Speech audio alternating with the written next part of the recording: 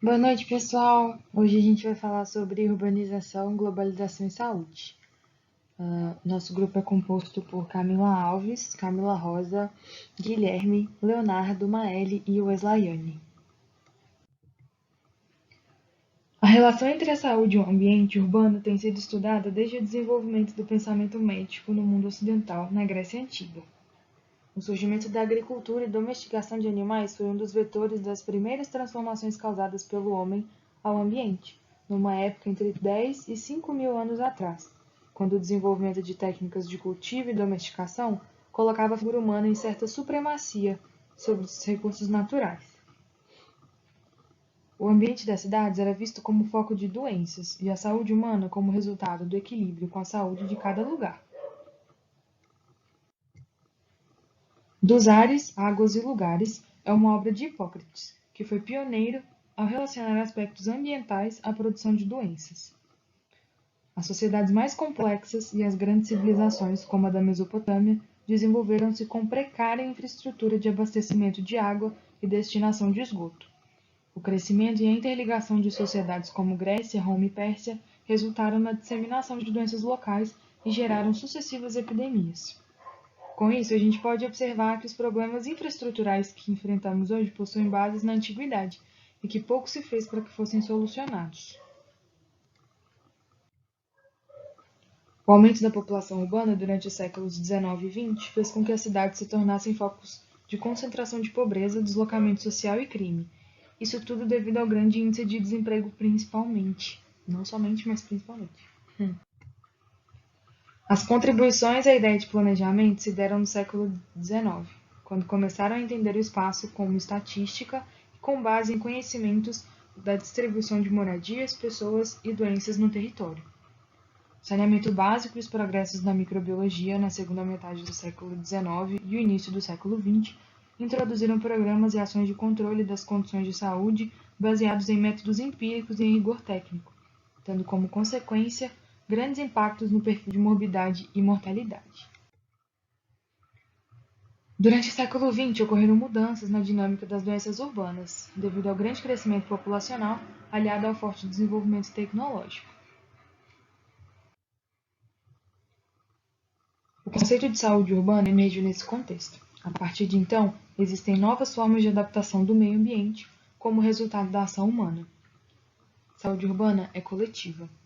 O estudo individualizado dos fatores determinantes na saúde e suas consequências, antes reducionista, não podem ignorar as relações de interdependência que existem entre o indivíduo e o meio físico, social e político onde ele vive e se insere. Tudo está conectado. Toda ação humana resulta em consequência, não necessariamente imediata, mas certeira.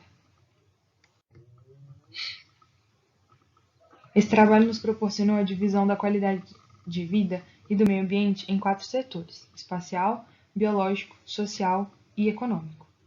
Dentro do setor espacial, a gente destaca principalmente a questão do bem-estar, da acessibilidade, do desenho urbano e do uso do solo. No setor biológico, a gente destaca a saúde física, a saúde mental e a segurança.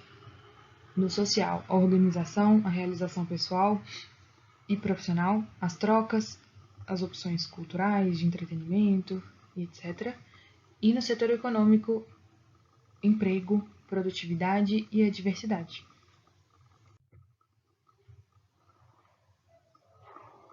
O descompasso que existe entre o crescimento populacional e o acesso a serviços é impactante. Essa discrepância nos revela um cenário de degradação do meio ambiente, tanto natural quanto construído, e a deterioração das relações sociais. Eu tomei a liberdade de procurar uma fonte um pouco mais atual e eu achei uma pesquisa um pouco mais completa no PNAD, feita pelo PNAD no ano de 2015. Essa pesquisa mostra pra gente que 85% da população urbana no Brasil, da população do Brasil vive nas áreas urbanas e que principalmente a região sudeste é a região que concentra essa urbanização mais claramente. 93% da população do sudeste vive nas áreas urbanas. Uma taxa também que a gente percebeu que estava bem alta era do desemprego. Então, 8,5% era a taxa de desemprego no ano de 2015. E eu achei várias matérias que mostravam também que em 2015 foi o ano que houve um aumento substancial maior na taxa de desemprego. Então, nos últimos 11 anos, contando em 2015, esse aumento foi de 38%, o que gerou uma certa desestabilidade, tanto econômica quanto social, e também meio que um boom de pessoas que perderam ainda mais oportunidades e acabaram chegando às ruas e encontrando nas ruas meio que o último recurso para sobreviver.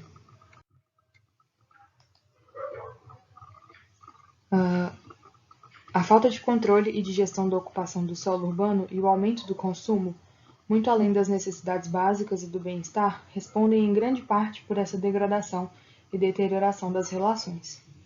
Na imagem à direita, a gente consegue ver uma pessoa em situação de rua que tem sua humanidade negada quando é facilmente ignorado pela população que passa por ele rotineiramente. O Brasil não conta com dados oficiais sobre a população em situação de rua. Essa ausência prejudica a implementação de políticas públicas voltadas para esse contingente e reproduz a invisibilidade social da população de rua no âmbito das políticas sociais. A universalização do processo de urbanização aponta, então, que o combo globalização, crescente incorporação tecnológica, ampliação de comunicação e das novas tecnologias digitais, migração de populações e transformações ambientais contribui sim para a amplificação das iniquidades globais, uma vez que não se tem um planejamento inclusivo para a implementação dessas ações. A gente precisa discutir, então, a questão das desigualdades social, econômica, racial e de gênero, que segregam a população em caixas de papelão empilhadas. Logo, numa inundação, as caixas mais baixas são as que mais sofrem com o dano da água. São elas as caixas dos marginalizados, pobres, periféricos, moradores de áreas de risco, população de rua, entre outros. A água representa todo tipo de desastre ambiental, tempestades, inundações, desmoronamento de encostas e qualquer outra coisa que você possa imaginar que a gente vê nos noticiários todos os dias. Fato é que desastres atingem direta ou indiretamente qualquer espaço e pessoa do planeta. Entretanto, seus reflexos e consequências não atingem a todos de igual maneira. A urbanização é mais ou menos benéfica? A gente sabe que a agregação de pessoas em cidades maiores pode ter consequências sociais positivas e negativas. Por um lado, temos inovação, desenvolvimento de economias, disponibilidade e otimização de recursos, etc.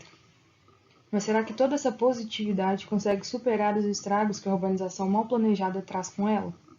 Maiores taxas de criminalidade, de suicídio, de emissão de poluentes e de problemas mentais. Analisando indicadores de saúde em cidades brasileiras, suecas e norte-americanas de acordo com seu porte, ficou demonstrado que cidades maiores têm incidência relativa maior de doenças infecciosas devido à maior densidade. Crimes violentos, estupro, violência doméstica também aumentam linearmente com o aumento da população. Já mortes por suicídios, infarto e diabetes são mais prevalentes em cidades menores, possivelmente por terem maior número de idosos.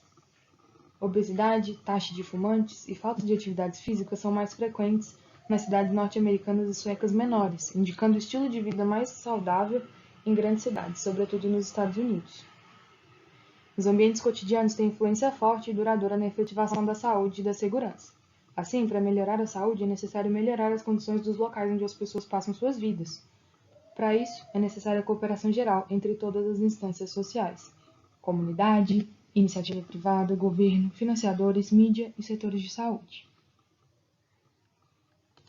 Para se ter urbanização, é necessário que a população urbana seja maior do que a população do campo.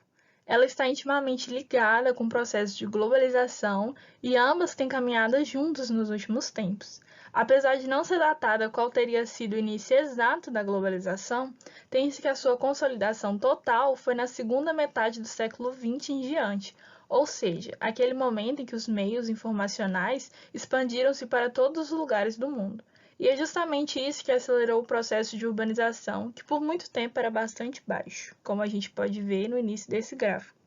A urbanização só foi se intensificar na Europa a partir da Revolução Industrial, quando as atividades fabris, tradicionalmente urbanas, passaram a demandar mão de obra em massa para a produção.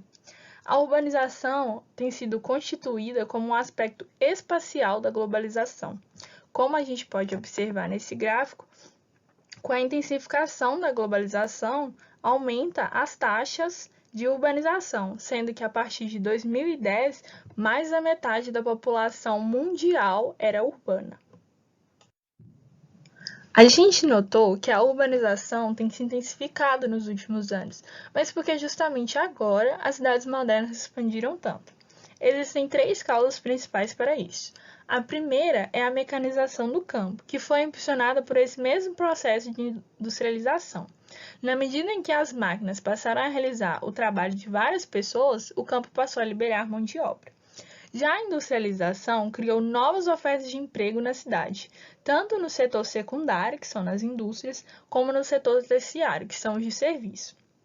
Aliada a isso, as pessoas desempregadas e com más condições no campo se deslocam para as cidades em busca de trabalho e de melhores condições de vida. Também podemos citar outros fatores, como as grandes melhorias sanitárias, que no século XIX contribuíram para diminuir as taxas de mortalidade, e até mesmo o desenvolvimento dos transportes, que ligavam o centro das cidades às periferias e subúrbios mais distantes. Na medida em que essas populações deslocavam-se das áreas rurais para as áreas urbanas, observa-se o inchamento das cidades e o crescimento das desigualdades e da pobreza urbana, devido a essa urbanização acelerada. Houve um gigantesco descompasso entre o crescimento urbano e o desenvolvimento econômico, uma vez que esse crescimento se deu sem um planejamento adequado, o que contribuiu significativamente para a intensificação da degradação ambiental no país e para a redução da qualidade de vida da população, como a gente pode observar nessas imagens. Apesar das áreas urbanas prometerem melhoria de vida, como vimos no slide anterior, essa dinâmica capitalista motivou a formação de loteamentos sem qualquer preocupação com o meio ambiente, gerando uma série de problemas socioambientais. E entre esses problemas temos destacado a desorganização social, a carência de habitação para diversas pessoas, desemprego acelerado, carências no saneamento básico, que é a condição básica de saúde, poluição em diversas esferas, incluindo da água e do solo, que são essenciais à vida humana, além da modificação na paisagem natural, entre muitos outros problemas, os quais têm contribuído fortemente para a deteriorização de todo o meio ambiente natural e para a ampliação das disparidades sociais. A Organização para a Cooperação e Desenvolvimento Econômico, OCDE em português, é uma organização econômica intergovernamental com 37 países membros e foi fundada para estimular o progresso econômico e o comércio mundial. Dentre as maiores cidades, que são aquelas que têm mais de 10 milhões de habitantes, somente 6 pertencem a essa organização. Assim, podemos concluir que problemas de saúde urbana estão fortemente ligados a problemas de desenvolvimento econômico. Quanto pior for o provimento de infraestrutura e de serviços básicos, maior será a intensificação dessas desigualdades sociais. E o Brasil é um grande exemplo desse cenário que será mostrado a seguir. A urbanização do Brasil. A urbanização é o processo de crescimento populacional em uma determinada região. Não datado especificamente, a urbanização no Brasil ocorreu por um processo de fatores que consistem em todo o embasamento histórico durante o período de colonização, com a chegada de imigrantes para a povoação e mão de obra escravista, bem como o deslocamento da população para as áreas urbanas. De acordo com o primeiro censo apontado pelo IBGE, em 1872 relatou-se registros de 9.930.478 habitantes vivendo em áreas urbanas. Em 1970, houve registros de 90 milhões de habitantes e em 1960 a população urbana se sobrepôs à população rural através do êxodo rural. Em 2010, constatou-se registros de 191.755.799 habitantes, um aumento de 161 milhões de pessoas vivendo em centros urbanos nesses 40 anos, entre 1970 a 2010, representando 84% da população brasileira. Considerando que boa parte do fluxo migratório se deve a ciclos que beneficiaram o país economicamente, um exemplo disso seria durante o ciclo do açúcar, uma grande riqueza agrícola da época, popularmente explorada na região nordestina, e o ciclo do ouro, o ciclo de mineração que ocorreu principalmente nos estados de Minas Gerais, Goiás e Mato Grosso, que foi expressivamente usado a mão de obra escrava, a mão de obra africana. Em 1850, inicia o ciclo do café, um importante ciclo de desenvolvimento econômico para o país que fora desempenhado por mão de obra italiana e japonesa. Durante o período de 1900 a 1920, ocorria o ciclo da borracha, um período de extração e comercialização da borracha ocorridos principalmente em território amazonense. A integração no espaço sul-americano. Conforme os dados do IBGE apontados em 2012, muitos estrangeiros têm entrado de forma ilegal em países através do Mercosul e da Unasul. Essas organizações têm facilitado esse processo da chegada de imigrantes devido à abertura das fronteiras. Em 2010, foram relatados 431.319 habitantes, sendo 302.508 estrangeiros vivendo na região sudeste. Êxodo rural. O êxodo rural foi um dos principais motivos da expansão urbana. Esse processo envolve a migração da população da área rural para a área urbanizada procurando por ofertas de emprego e uma melhor qualidade de vida. Muito atribuído a fatores socioeconômicos, o êxodo rural também trouxe algumas desvantagens. Um fato curioso seria uma exemplificação na região Nordeste, onde esse fluxo tem se intensificado pela atratividade que o setor industrial pôde oferecer pelas pessoas de baixa renda.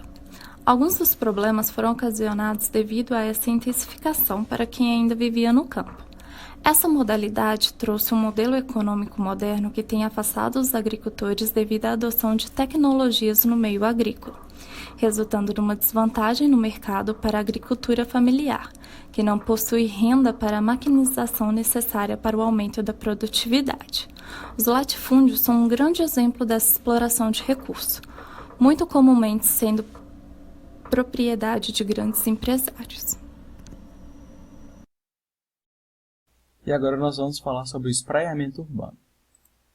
O espraiamento urbano, definido no estudo Espraiamento Urbano e Periferização da População na Região Metropolitana de São Paulo, Evidências Empíricas, de 2015, de Vanessa Nadalin e Danilo Iglori, define espraiamento urbano como crescimento urbano desconcentrado, não denso, que deixa vazios urbanos dentro de uma mancha urbana. Aqui ao lado, na imagem, nós podemos ver um exemplo bem claro da represa Billings, que fica próximo ao município de Santo André, em São Paulo. O espraiamento urbano, então, ele é fortemente marcado pela periferização da população, agravamento e precarização dessas regiões pela falta de infraestrutura e possíveis danos ambientais, pois estão em locais de risco. Quando nós voltamos na imagem aqui, dessa represa, um estudo feito, eu acho que em 1998, que eu consultei para poder fazer esse trabalho, denunciou que a qualidade da água na cidade, onde essa represa era coletada, a água coletada nessa represa, estava com uma qualidade muito ruim, devido justamente às ocupações próximas a ela. E isso também é uma das consequências do espraiamento urbano. Então, o que acontece? As áreas próximas aos reservatórios da RMSP são ocupadas historicamente por loteamentos clandestinos e favelas, que foi o que nós vimos lá, e isso atrapalha justamente o consumo da água e também a agressão àquele meio ambiente. Além da perda de cobertura vegetal, podemos perceber a constante impermeabilização do solo também, porque geralmente as áreas que estão suscetíveis a esse espraiamento urbano, esses deslocamentos dessa população geralmente são áreas de mata, um pouco próximos aos centros urbanos ao que essa população se deslocou. Então, eu tenho uma perda de cobertura vegetal em toda essa região. Com essa região ocupada, consequentemente, os poderes, os governos, eles necessariamente terão que fornecer uma infraestrutura, ou seja, dentre elas, né, água encanada, esgoto, saneamento básico, luz elétrica e o asfalto, para essas ruas aqui acontecerem normais. Geralmente, esse é o cenário ideal, que pelo menos essas comunidades aqui, frutos desse espraiamento urbano, elas tenham sim um acesso a essa infraestrutura. Então isso ocasiona, junto a toda a mancha urbana, uma grande massa, uma capa de asfalto, o que geralmente nós vimos no começo desse ano, que são os alagamentos constantes, aquele caos todo.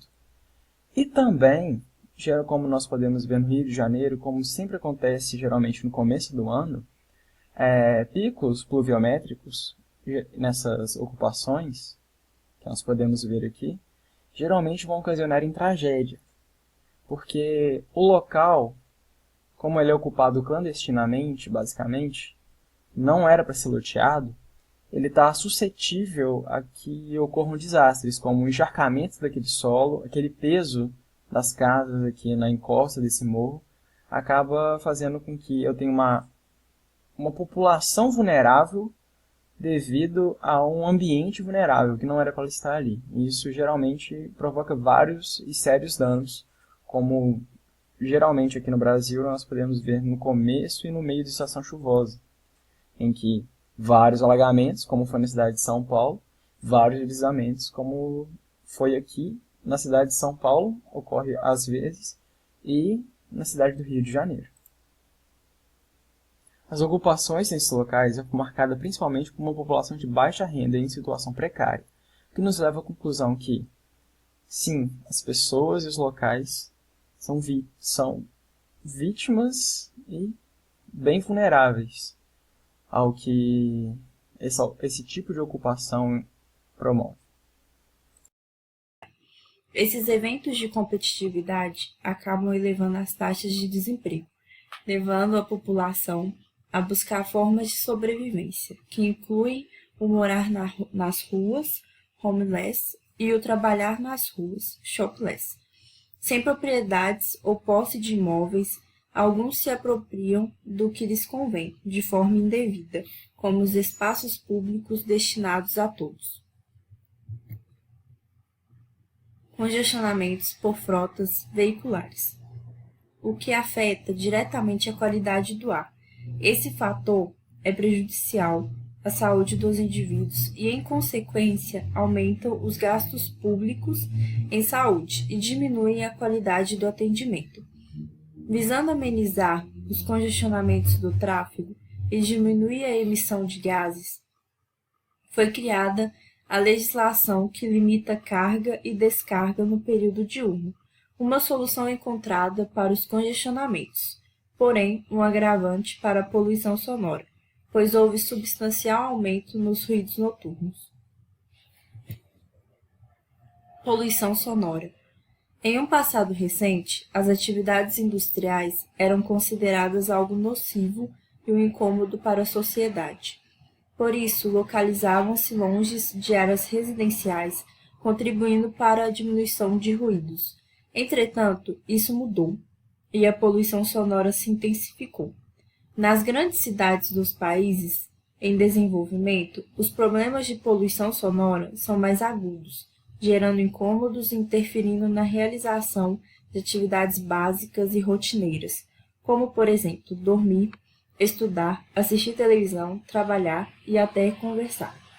Como significativa contribuição dessa poluição, podem ser citados ruídos provenientes de carros e atividades noturnas de diversão, como os chamados batidões, prática que se utiliza de equipamentos de som de alta potência e que ocupa espaços públicos de forma momentânea, com eventos musicais de difícil fiscalização e punição. São responsáveis por causarem transtornos do sono em milhares de pessoas e acabam com o sossego noturno, sendo a origem da maior parte das reclamações. Esses ruídos e reclamações relacionadas motivam leis e decretos que buscam limitar os níveis de poluição sonora, interferindo assim na dinâmica da economia urbana. Efeitos da virtualidade globalizada. O avanço nas comunicações, graças ao crescimento exponencial das mídias e dos equipamentos tecnológicos, pode proporcionar grandes benefícios, tais como a quebra da barreira do tempo e do espaço, que abrange a conexão de países em tempo real, o funcionamento de atividades ininterruptas, como hospitais, gráficas, indústrias, imprensa, abastecimento, entre outras. Entretanto, a vida urbana tem sido afetada consideravelmente por esses avanços. O aumento de horas efetivamente trabalhadas, nem sempre contabilizadas, e a ausência de descanso real, sem interrupções de mídias virtuais, implicam alterações metabólicas nos seres humanos, alterações essas que ainda não foram devidamente estudadas. O uso excessivo das mídias virtuais, gerando problemas de saúde, bem como as distrações que elas oferecem, facilitando acidentes no caminhar ou no dirigir, geram novos desafios em termos de saúde urbana.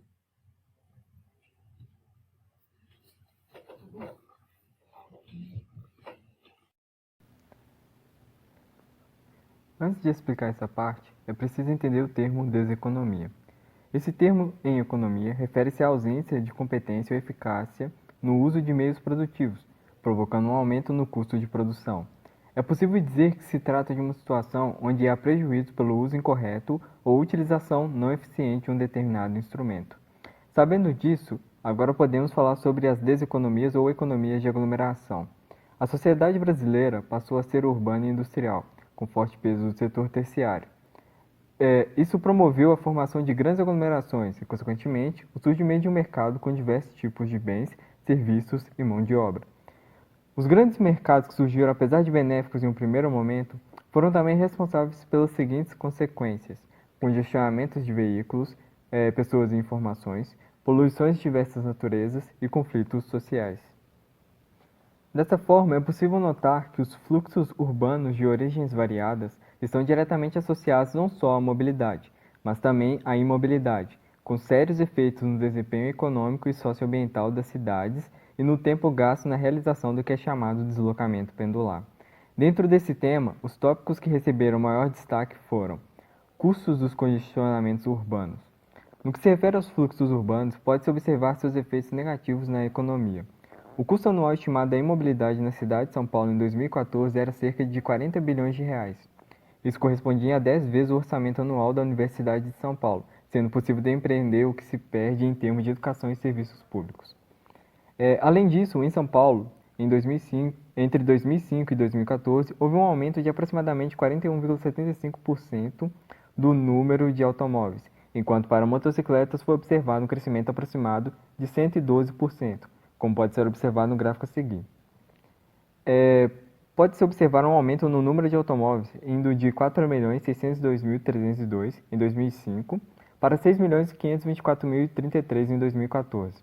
Nesse mesmo período, há um aumento no número de motocicletas, de 490.754 para 1.040.643. A curva verde, ela vai representar o total entre os dois veículos, basicamente confirmando o aumento registrado entre 2005 e 2014. Número de mortes por ano em São Paulo por diferentes veículos. A tentativa de reduzir o tempo gasto no deslocamento fez crescer não só o número de motos, mas também a quantidade de acidentes fatais, como demonstra o gráfico.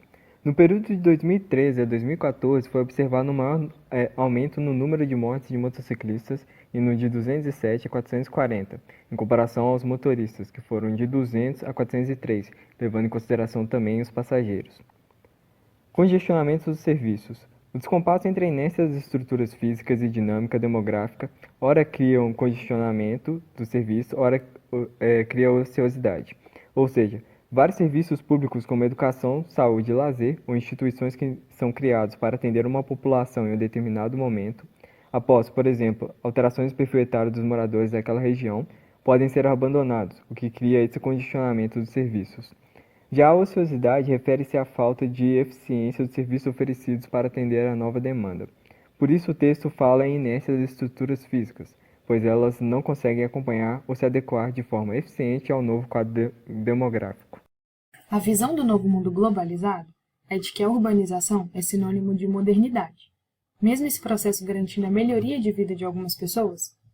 Para uma expressiva parcela, isso não é realidade. Especialmente em países subdesenvolvidos, a urbanização sem planejamento resultou apenas na degradação dos espaços naturais e na ampliação das disparidades sociais.